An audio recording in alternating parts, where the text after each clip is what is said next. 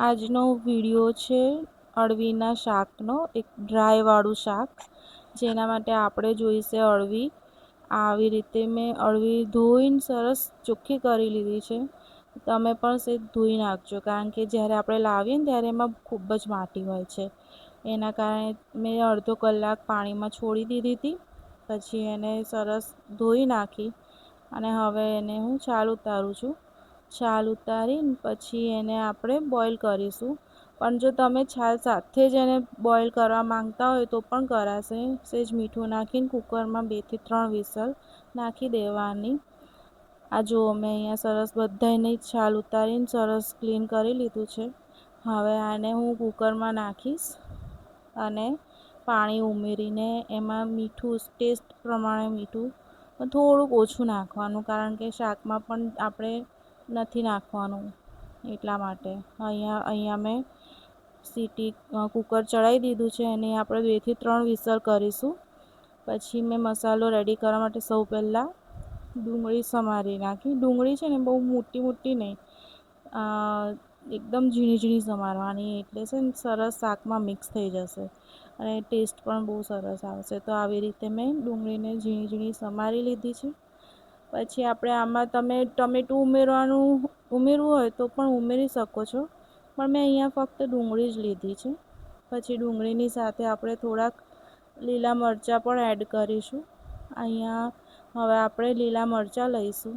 લીલા મરચાંને પણ આપણે ઝીણા જ સમારવાના છે. એકદમ બહુ મોટા નથી રાખવાના, જેથી સરસ મિક્સ થઈ જાય. જુઓ, તમે જોઈ શકો છો અહીંયા આવી રીતે ઝીણી ડુંગળી સમારી છે ને. હવે આપણે અંદર મસાલો નાખવાનો રેડી કરીશું. અહીંયા મેં લસણ લઈ લીધું છે.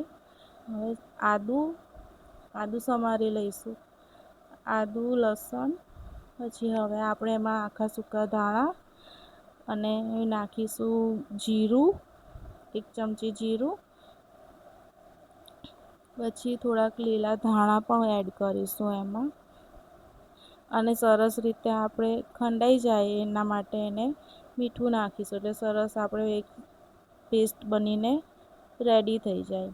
જો આ પેસ્ટ બનીને રેડી થઈ ગયું છે.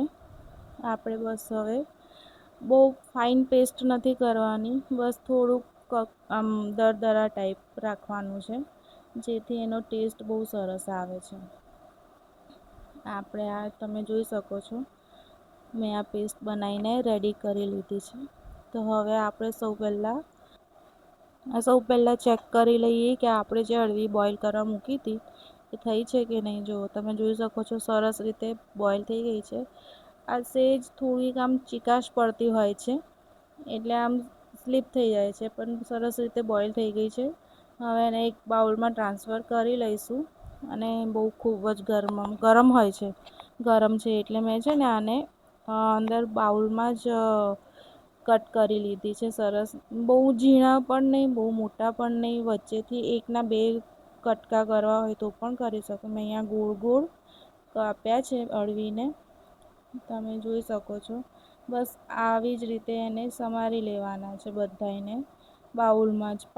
આપણે પાણી સાઈડ પર નથી કરવાનું, આવી જ રીતે પાણી સાથે જ આપણે એને વઘાર કરી દઈશું. આ રેડી થઈ ગયા છે સમારીને. હવે મેં અહીંયા કઢાઈમાં તેલ લઈ લીધું છે. તેલ ગરમ થઈ ગયું.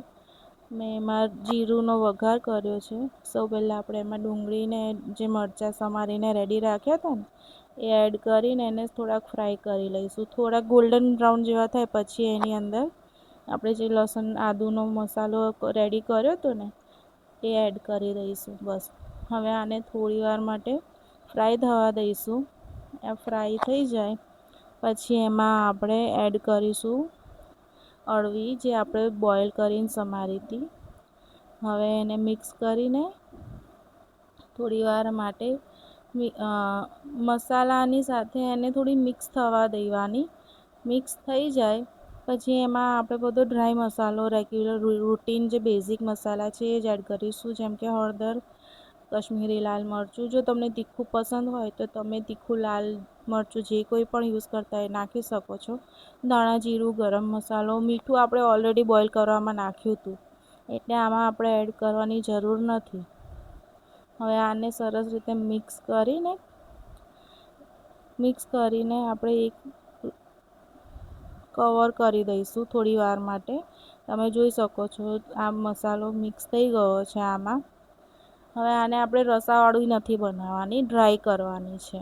એટલે આ પાણી સુકાય ત્યાં સુધી ઢાંકીને રાખી મૂકીશું. 5 મિનિટ પછી જુઓ તમે જોઈ શકો છો સરસ બધો મસાલો મિક્સ થઈ ગયો છે આમાં. અને લુકવાઇઝ પણ સારી લાગે છે. બસ તો રેડી છે આપણું અળવીનું શાક.